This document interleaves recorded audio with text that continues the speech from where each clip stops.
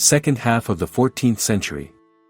The process of Moscow's rise is in full swing, hampered not only by the fact that the principalities of northeastern Rus are vassals of the Golden Horde, but also by the difficult political situation in the region. The fact is that a struggle developed between the Tver and Moscow principalities for a label for the great reign of Vladimir, which allowed them to become the head of all the Russian principalities that were in vassal dependence on the Golden Horde. Another problem was that the Grand Duchy of Lithuania also entered the struggle for control over the Russian principalities. At first glance, the northeastern Russian principalities, which were vassals of the Golden Horde, were reliably protected from outside attacks, but in fact this was not the case. The fact is that tribute to the Golden Horde was paid not only by the northeastern Russian principalities, but also by the Polish kingdom, as well as the Grand Duchy of Lithuania for the right to own the Kiev, Volyn, Chernihiv and Galician lands, as well as Podolia. Thus, it did not matter to the Khan of the Golden Horde who would own the territories of the ancient Russian principalities, since he received the due tribute in any development of the situation. The main confrontation unfolded between the Grand Duchy of Moscow and the Grand Duchy of Tver for the right to stand at the head of all the northeastern principalities, but the scales in the second half of the 14th century were already tilting towards Moscow, which by that time was much stronger from a military point of view.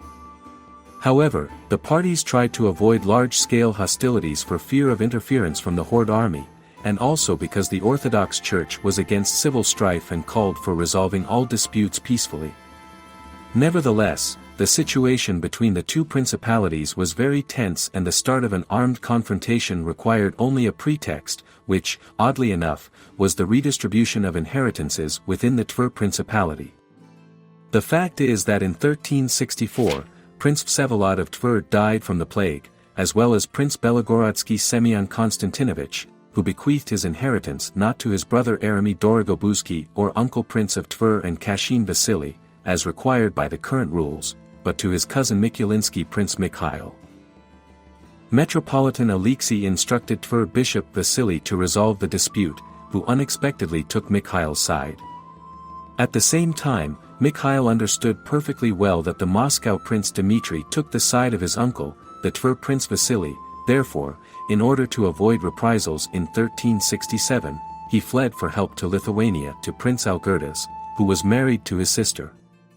Taking advantage of Mikhail's flight, Prince Vasily of Tver, together with Prince Yeremy of Dorogobuz, occupied the Belai Gorodok and Mikulin, but at this time Mikhail returned to the Tver Principality along with the Lithuanian army. Without encountering serious resistance, he was able to occupy Tver and, continuing the offensive, reached the outskirts of Kashin. The assault on the city was avoided only through the mediation of Metropolitan Vasily of Tver. He convinced Mikhail to measure himself against his uncle, who, leaving only Kashin for himself, gave up the throne of the Grand Duchy of Tver to Mikhail. The change of power in the Tver Principality, of course, did not suit the Moscow Prince Dmitry, who in 1368 invited Mikhail to Moscow to resolve the dispute between him and his uncle Vasily fairly. Since Metropolitan Alexei of Moscow guaranteed security, and also because he counted on the intercession of the Lithuanian Prince Algirdas, Mikhail decided to go to Moscow, which was his mistake. An arbitration court organized in Moscow declared Mikhail's actions illegal, after which he was arrested.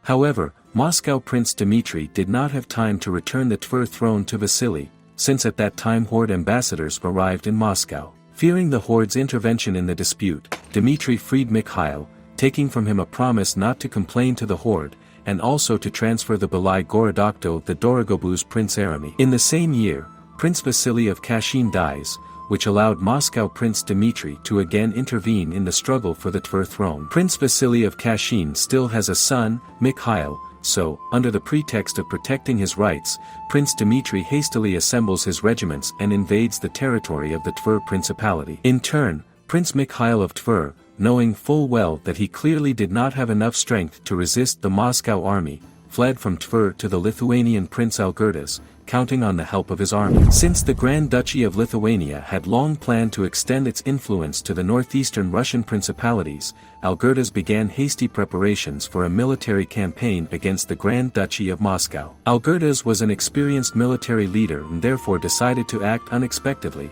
since the Moscow Principality was expecting an invasion of the Lithuanian army from the northwest, he made a maneuver and invaded the territory of the Moscow Principality from the southwest. Having received news of an enemy invasion from the southwestern direction, the Moscow prince managed to send only a guard regiment to meet him, which was defeated on the shore of Lake Trosninskoye on November 21.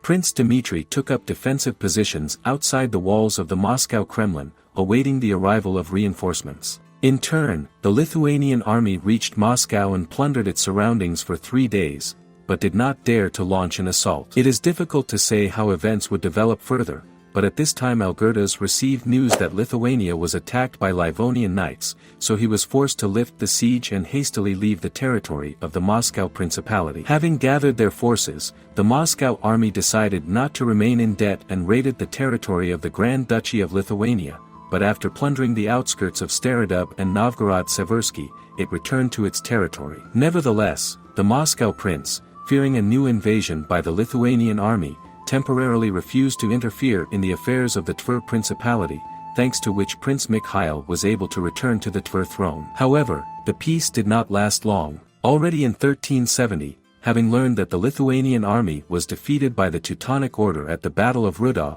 Moscow Prince Dmitry again decided to try to include the Principality of Tver in his sphere of influence. He, at the head of his army, invaded the territory of the Tver Principality, planning to besiege Tver. Having learned about the invasion of the Moscow army, Prince Mikhail of Tver, fearing for his safety, again fled to Lithuania. Soon the Lithuanian army, joined by the Tver and Smolensk troops, set out on a campaign, and on November 26, 1370, it reached the outskirts of Volokholamsk. The assault on the city began, which turned out to be quite unsuccessful for the Lithuanian army. The local garrison successfully defended itself and, having made a sortie, managed to push the Lithuanians back beyond the ditch. Realizing that he was wasting time in trying to master Volokholamsk, Algirdas ordered the city garden to be removed and a rapid march to begin moving towards Moscow. On December 6, the Lithuanian army found itself in the vicinity of Moscow and the siege of Moscow began. Soon Algirdas received news that the brother of the Moscow prince Dmitry, Vladimir Andreevich the Brave, was finishing collecting an army in the vicinity of Przemysl, and also that the regiments of the Pronsky and Ryazan princes had already joined him. Not wanting to find himself between a rock and a hard place, Algirdas offered Dmitry peace, which needed to be sealed by the marriage of his daughter and Vladimir the Brave, but Dmitry refused, agreeing only to conclude a truce until Peter's Day. Having concluded a truce, the Lithuanian army hastily retreated to the Grand Duchy of Lithuania. For the sake of fairness, it should be mentioned that the Lithuanian Chronicle of Bykovets, created in the 16th century, claims that the Moscow prince himself asked for mercy, offering rich gifts, and Algird, agreeing, leaned his spear against the Kremlin wall and uttered a formidable phrase that the Lithuanian army stood near Moscow. The problem is that the peace document that has survived to this day, as well as subsequent events, indicates that the version described in the Chronicle of Bykovets does not correspond to reality. One way or another, the Lithuanian army returned home without achieving any result, but Prince Mikhail of Tver continued to show miracles of foresight. In 1371, he managed to receive from Mamai a label for the great reign of Vladimir. The problem was that Dmitry, who had yet to receive the nickname Donskoy, did not consider Mamai to be the legitimate ruler of the Golden Horde and therefore not only refused to swear allegiance to Mikhail as the Grand Duke of Vladimir, but also did not allow him into Vladimir. Mikhail was beside himself with anger and gathered an army and plundered the outskirts of Mologa and Kostroma. Dmitry also did not remain in debt. Having gathered his regiments, he began to plunder the Tver region. Mikhail again turned to Algirdas for help. The Lithuanian army again invaded the territory of the Moscow Principality, but this time everything did not go according to plan. Near the village of Lubutsk, where the Lithuanian army was supposed to unite with the Tver army in order to advance together towards Moscow, the Lithuanians were attacked by Moscow regiments. Since the enemy did not expect an attack, the Moscow army managed to destroy the Lithuanian Guard regiment, after which both armies lined up against each other. Understanding perfectly well that this time the Moscow prince was expecting an invasion by the Lithuanian army and Algirdas had gathered all his forces in advance, did not dare to start the battle. Instead, he decided to conclude a truce Under the terms of this truce, the Tver prince had to return all the loot, and if he again started a war with Moscow, the Lithuanians would undertake not to stand up for him. However, the peace was short-lived. Already in 1375, Prince Mikhail of Tver again invaded the territory of the Moscow Principality and plundered the environs of Torzhok and Uglich. In response to this, the Moscow prince again gathered an army and besieged Tver, only this time not only the Moscow regiments, but also the regiments of the entire northeastern Rus, as well as the Smolensk, Bryansk and Verkhovsky principalities, came under the banner of Prince Dmitry. Algirdas had to gather again to help his careless ally, but on the way he received news that this time he was opposed by the army of all northeastern Rus. Soberly assessing his chances of success, Algirdas decided not to go to the aid of the Tver prince and instead limited himself to the ruin of the Smolensk principality because the Smolensk prince stood under the banner of the Moscow prince. Realizing that this time the Lithuanian army would not come to the rescue, Mikhail was forced to recognize himself as the younger brother of Moscow Prince Dmitry, renounce his claims to Kashin, and also join the anti-Horde alliance organized by Dmitry. It was from this moment that Moscow became the generally recognized leader of northeastern Rus, although a very long confrontation awaited it both with the Golden Horde for its own independence and with the Grand Duchy of Lithuania for control over the remaining fragments of the ancient Russian state. If you liked this video, be sure to subscribe to my channel and click on the bell so you don't miss new videos.